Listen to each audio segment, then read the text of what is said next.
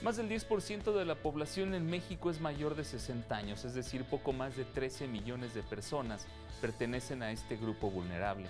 De acuerdo con el Instituto Nacional de Adultos Mayores, el INAPAM, 8 de cada 10 personas de la tercera edad padecen pobreza, maltrato o abandono. Y aunque existen leyes que protegen a este sector de la población, lo cierto es que para hacer efectivos sus derechos necesitan de apoyo y asesoría. Mi nombre es Óscar Valleza y hoy conversaré con una asesora jurídica federal sobre el derecho de acceso a la justicia de los adultos mayores. ¡Comenzamos!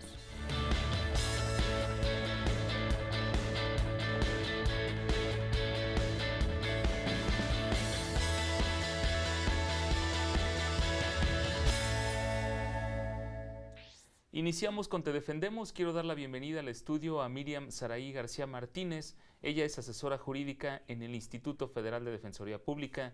Bienvenida al programa, gracias por estar aquí. Muchas gracias por la invitación. Vamos a hablar hoy de los adultos mayores y esta condición que tienen para acceder a la justicia, la condición que tienen actualmente en nuestro país, pero vamos a partir a hablar de quiénes son considerados adultos mayores, quiénes son en nuestro país, o a partir de qué momento una persona es considerada un adulto mayor. Bueno, el ministro presidente ha establecido que uno de los puntos rectores de todas las políticas gubernamentales y del Poder Judicial es el ser humano. El envejecimiento es un triunfo de la ciencia y de las políticas gubernamentales a través de sus políticas de seguridad social y de salud. El llegar a esta edad, a ser adulto mayor en México, fue una gran lucha su reconocimiento, y eso se debió gracias a varios reuniones internacionales en donde se reconocieron ciertos derechos a las personas de la tercera edad. Actualmente adultos mayores. ¿Pero qué es un adulto mayor en México? Pues un adulto mayor en las diferentes legislaciones son todas aquellas personas que tienen más de 60 años. Sin embargo, no todos los beneficios de una persona adulta mayor vienen a esa edad. Algunas otras legislaciones establece que es hasta los 65 años, otras como la penal es hasta los 70 años, pero debido a los compromisos internacionales, los 60 años debe ser considerado por el momento como la entrada a esta edad. Se ha hablado de que hay personas que pueden incluso envejecer antes de esta edad, que pueden presentar como estas condiciones. ¿Ahí qué pasa con ellos y si es real o si ustedes han detectado este tipo de situaciones? Bueno, la pérdida de las capacidades va desde que nacemos, llegamos a un punto máximo y de ahí viene el declive. Así es. Hay personas que sin tener 60 años ya tienen ciertas discapacidades, pero a ellas se les va a considerar como personas incapaces. Bien. Pero ya aquella que tiene 60 años ya tiene ciertos beneficios y se considera como un adulto mayor. Las directrices de la Convención de Brasilia fue la que hizo el parámetro para determinar este tipo y reconocer a este tipo de personas, inclusive acceder al derecho a ser reconocidas como adultos mayores. Esta lucha tiene muchos años. Desde 1978 se empezó a valorar que la población a nivel mundial está envejeciendo y ante ello, como seres humanos, necesitan políticas especiales para ellos, así como existen las políticas para otros grupos vulnerables como son los niños, los incapaces, las mujeres. Los adultos mayores también tienen ciertas características que los hacen vulnerables. Bien, particularmente en México, ¿qué leyes protegen a los adultos mayores? Yo estoy muy contenta que desde la publicación de la ley de adultos mayores a nivel federal y a nivel local se les han reconocido nuevos derechos, en los que en el caso interesa son los de certeza jurídica. Esos derechos han traído que la legislación y la interpretación conforme, la interpretación al momento de emitir resoluciones, acuerdos, sea en favor de ellos. Por ejemplo, estos derechos vienen establecidos desde que les debe tratar con dignidad. Tienen que tener cierto apoyo en todos los procedimientos administrativos y jurisdiccionales. Tienen que tener asesoría jurídica, acompañamiento en todos los procedimientos. Tienen que siempre velarse por la protección de su patrimonio familiar y personal. Y algo que es muy destacado siempre en septiembre es que tienen derecho a atestar para poder disponer aún más allá de su vida de sus bienes. Estos derechos están contemplados dentro de los derechos de la certeza jurídica y esos han trascendido a las leyes como son la ley de amparo. Yo estoy muy contenta porque en esa interpretación conforme, en el artículo 79, fracción segunda de la ley de amparo, que habla acerca de que a estas personas ya se les debe incluir la suplencia de la deficiencia de la queja, desde el procedimiento hasta los diversos recursos que existen. Eso es muy bueno porque si desgraciadamente se les acerca un abogado que no les puede asistir adecuadamente, el juzgador los va a proteger. Tienen otros derechos también que la nueva ley les alcanzó, que son, por ejemplo, que ellos ya no tienen la obligación conforme al 110 de sacarle copias a todos sus documentos del juicio de amparo, su demanda de amparo, para poder acceder a la justicia y dar cumplimiento a este supuesto. El juzgador, como a los menores o como en materia penal, también tiene la obligación de sacarle las copias y ellos no lo hacen. Y algo mucho mejor es que el acervo probatorio, en México existe el principio de que el que afirma está obligado a probar. Pero en este tipo vulnerable de las personas adultas mayores se está abriendo el acceso a la justicia para que, reconociendo que ellos no tienen la capacidad física para trasladarse a recabar documentos o contratar peritos o ir a las instituciones para recabar la documentación que requieren, el juzgador tiene que llegarse de todos los elementos probatorios para poder juzgar adecuadamente en sus problemas. Creo que eso es una gran ventaja que se ha obtenido a través de hacer efectivos estos tratados internacionales. Bien, ha mencionado un concepto que es el de vulnerable, nada más para que nuestra gente que nos está viendo lo entienda. ¿A qué nos referimos? ¿Por qué incluirlos en el mismo grupo que a las mujeres, que a los niños, que también se les considera vulnerables? ¿Por qué forman parte los adultos mayores de este sector de la población? Bueno, con base en el artículo 1 de la Constitución establece que las personas que con motivo de su edad, sexo, religión, etcétera, tengan ciertas desventajas para acceder a los derechos y obligaciones en relación a las demás personas, se consideran grupos vulnerables. Y el gobierno tiene la obligación de protegerlos o al menos generar que exista equidad o igualdad con las demás partes de los gobernados. Bien. Y a ellos les reconoce como grupos vulnerables. Bien, tenemos que hacer una pausa, pero regresando quisiera que tocáramos un tema. Hay en México leyes que protegen a los adultos mayores, pero es una realidad que muchos de ellos son abandonados o no reciben un trato digno, y quisiera preguntarle desde su impresión qué es lo que está pasando. Pero esto, regresando de esta primera pausa, volvemos con más Aquí en Te Defendemos. No te vayas.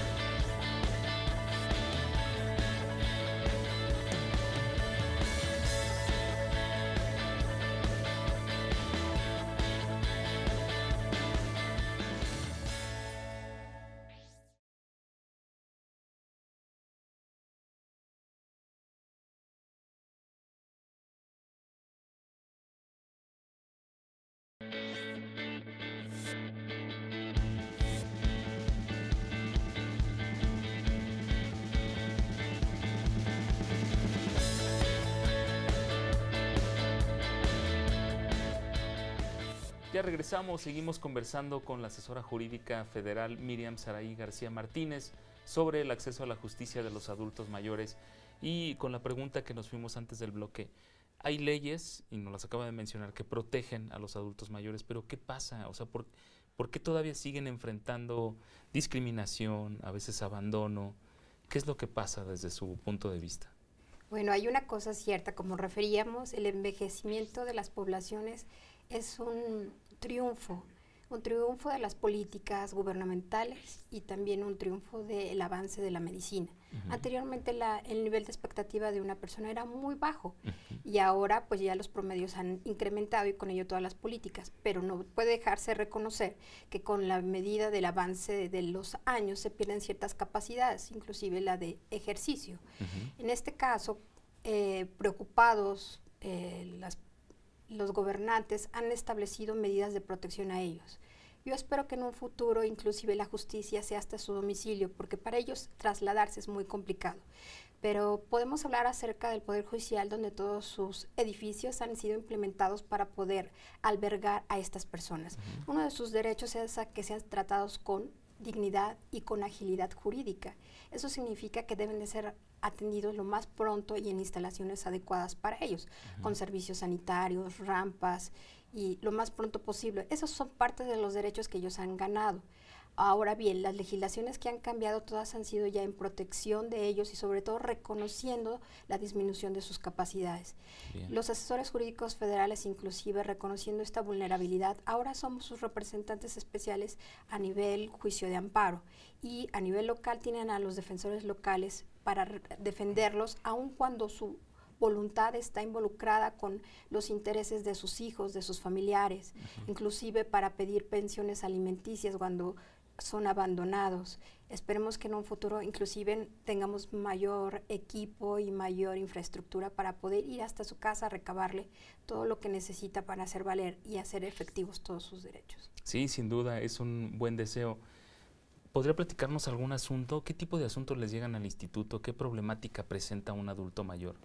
El 40% de la población que acude con nosotros precisamente son de la tercera edad.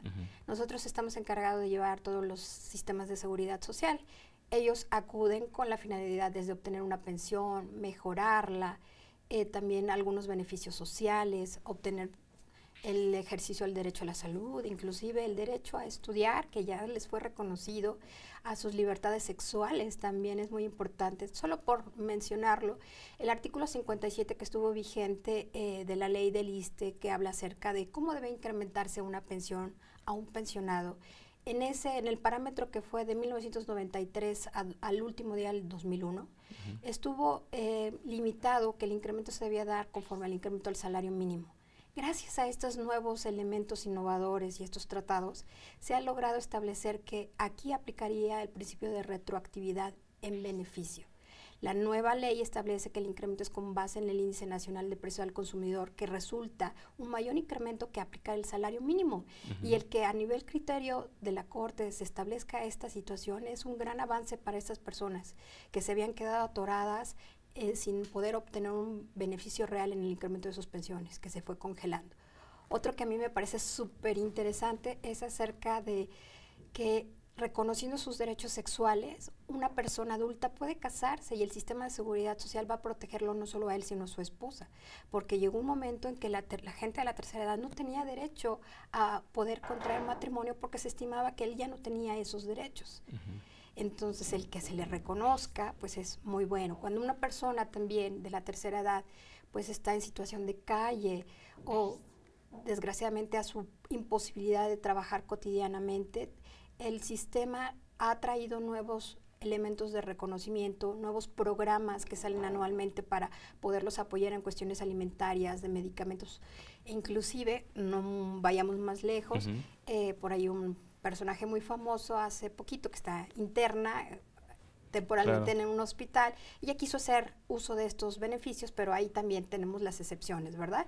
El artículo 1166 del nuevo Código Nacional de Procedimientos Penales establece que las personas de más de 70 años, la prisión preventiva la tienen que hacer domiciliaria, pero no solamente establece ese derecho para ellos, sino que en las instalaciones donde sean procesados tienen que darles cuando menos una visita de un médico cada año, ver su salud, su alimentación, darles prioridad en las días y en las fechas de las audiencias, que tengan horarios cómodos para ellos. Bien. Entonces, todos esos son alcances que se han logrado gracias a la aplicación de estos tratados internacionales. Y que bien pudieran saber si se acercan con ustedes como asesores jurídicos, ¿no? Sí, efectivamente. ¿Qué pasa si alguien no puede trasladarse? Si un adulto mayor, pues estamos hablando de que no, quizá no pueda moverse, no puede acudir constantemente con ustedes, ¿se puede hacer a través de algún familiar? Tenemos dos. El director general, viendo esta circunstancia, ha habilitado a los trabajadores, a los licenciados en trabajo social para inclusive acercar los elementos que ellos tienen que llevar las firmas y todo. Por su parte, como platicábamos, el juez tiene que acercar las pruebas al juicio, y también en los distintos tribunales tienen que acercar los elementos probatorios y las copias al juicio. Y a veces hay familiares muy participativos que consideran a sus adultos mayores realmente como un elemento valioso de la familia, y ellos los llevan, los traen o traen la documentación, y está abierto el instituto para ese tipo de apoyo, porque obviamente lo que se considera es hacer efectivos sus derechos. Muy bien, sin duda, papel fundamental que juegan los asesores jurídicos cuando hablamos de migrantes, cuando hablamos de víctimas de secuestro, cuando hablamos de atención a adultos mayores, fundamental el papel que juegan. Tenemos que hacer una segunda pausa, pero quisiera que les recordáramos al auditorio en dónde se encuentran ubicados y si tiene algún costo el contar con un asesor jurídico federal. Vamos a una pausa y regresamos con más Aquí en Te Defendemos. No te vayas.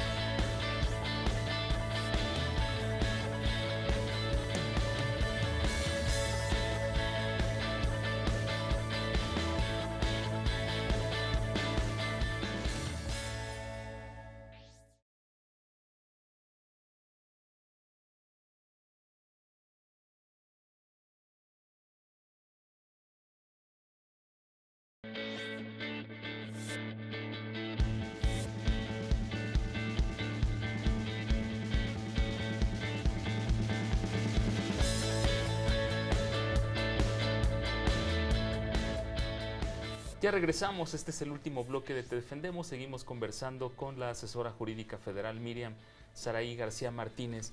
Pues, asesora, ¿cuál es el llamado para los adultos mayores para poder contar con los servicios de un asesor jurídico? Bueno, básicamente nosotros estamos en Bucareli 22 y 24, en horario de 9 a 2 o de 4 a 5 de la tarde, y tenemos oficinas en toda la República. Los invitamos a que hagan uso de sus derechos y que nosotros brindamos un servicio al menos de asesoría, ya si no tienen ningún problema, y sobre todo que sepan que podemos ser nombrados representantes especiales en los juicios de amparo en favor de ello y sin tener ningún costo adicional a su defensa. Creo que esos son beneficios que les podemos inclusive acercar a sus domicilios siempre y cuando no lo hagan a saber sus imposibilidades. Muy bien, y un llamado que también es un deseo el poder acudir o hacer el servicio a domicilio, ¿no?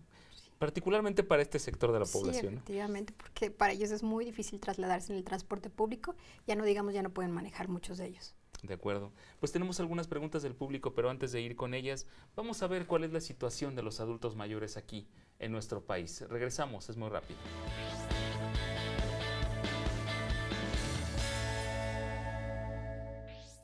Se estima que para el año 2050, la población mexicana ascenderá a 150.8 millones de personas.